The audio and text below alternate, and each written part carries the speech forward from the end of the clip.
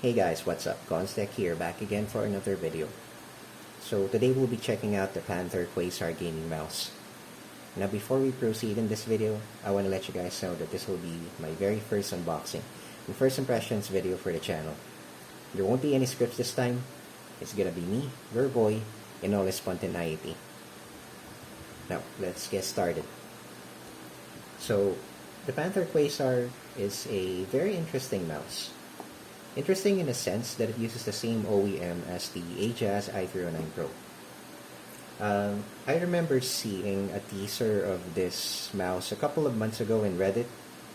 I think that was sometime in November or December, I believe.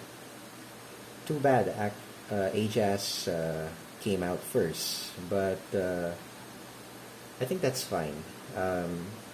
Because Panther, that gave Panther enough time to improve on their mouse. So let's have a quick rundown on the specs. The Panther Quasar uses a Pixart BMW 3335 for the sensor. DPI is up to 16,000. It can operate in wired and wireless mode. It weighs at 77 grams. It uses PTFE skates. Battery life is up to 50 hours. And it uses Scale Red GM 4.0, rated at 60 million clicks for the main buttons. And of course, let's not forget about the RGB spectrum nodes and macro software, which is obviously it's going to be there. Alright, so let's unbox this. Alright, there you go, the mouse in all its form and glory. Well, I gotta say, the packaging for the mouse is very appealing. It's something I can actually put on display in my drawer. So props to Panther for that. Alright, let's have a look at the mouse. Oh wow, this feels better. Well, I don't actually have the i309pro on its stock configuration right now. As you can see, my i309pro has been already modded. I replaced the skates, I painted it white, I put some side grips on it, but I can still remember how it felt when it came out of the box. The Panther Quasar feels much more different. It feels premium. I don't know what kind of coating they applied on this one, but I gotta tell, it's much better than what the i309pro had. Alright, wow. So this is how Scale Reds feel. They actually feel like Omrons. Well, Omrons are still lighter, but these are relatively lighter than Guano Blue switches. I think I'm gonna love this because I feel tired spam clicking Guano switches. Well, as you guys know, I don't primarily focus on playing FPS games. I play an assortment of games.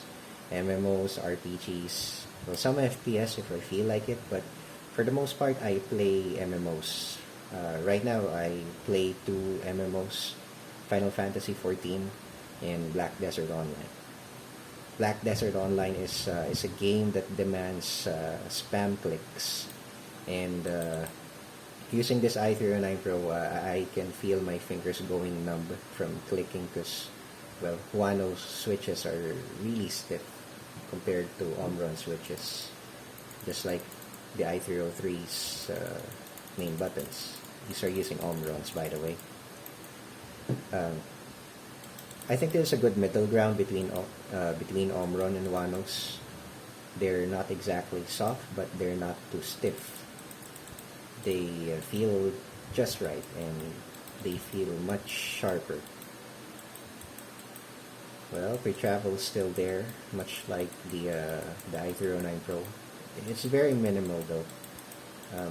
It's not something really that would bother me. Build quality is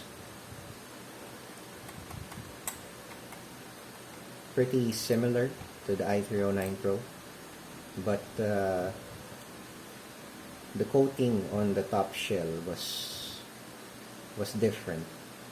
Although it's still a sweat magnet, well, I have really sweaty hands, so my sweat's still sticking on it, but that's fine. It's a black mouse anyway. It's not something that I would actually notice. Even you wouldn't notice on camera. Oh, there's one thing I didn't actually check yet. Well, that's interesting. I was expecting rattling noises, because the i309 Pro had some serious rattle, which I wasn't able to fix when I dismantled it. The rattling noise was caused by the flex cable that's connecting the board to the DPI button here. Ajaz wasn't able to fix that cable up. It's just flailing inside the mouse body, which was causing the rattling noise. But looks like the i309 Pro, I mean the Panther, looks like the Panther Quasar doesn't have that much rattling, which is nice. Wow. Okay, this feels more intact than the i309 Pro. I don't know what they did here in production, but we'll find out after I dismantle this. And it's great that they use PTFE skates on it this time. The i309 Pro came with typical Teflon skates, and I don't like them. They feel scratchy out of the box, and even if even over time of using Teflon, it's not gonna turn out as smooth as PTFE skates. They're just really scratchy, period. And wow. Oh wow. This feels really smooth. Much smoother than the i309 Pro out of the box. Well, I don't have Teflon skates on my i309 Pro right now, but the skates I use on my i309 Pro are not the purest PTFE feet you can find. I chose this because I want to try them out. These are Hotline DIY mouse skates. They're a hybrid of speed and control, so it has some stopping power to it. See? Compared to the Panther Quasar's pure PTFE skates, they have barely any stopping power. They just glide all the way, which is not a bad thing. It's actually something that most people prefer, because if you're an FPS player, you usually would go after speed skates for your mouse, and then if you need a little bit of control, you just switch up your mouse pad to a control type and call it a day. But the mouse skates, most people would usually prefer PTFE skates, which kudos to Panther. They did it just right. So let's check out the buttons. So as you have seen, the main buttons are actually very nice. Props to the Kale Red GM 4.0 switches. Side buttons are pretty much similar to what the i309 Pro had. I would suspect they're using Kale red dots on this one as well. Scroll wheel is a standard 24-step scroll wheel. Yeah, they look the same. They use the same. They have the same OEM anyway, so I wouldn't expect them to look different at all.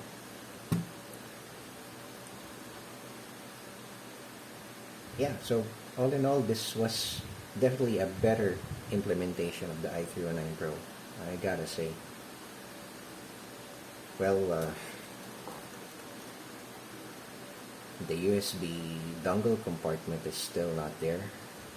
Well, probably it's not gonna be happening, because since it's the same OEM, they're gonna be using the same mold for the mouse. I don't think they'll even modify that mold to have a housing for the wireless USB dongle, which I would understand. It's gonna be costly for production, but it's nice that the box is compact enough to be stowed away in your bag.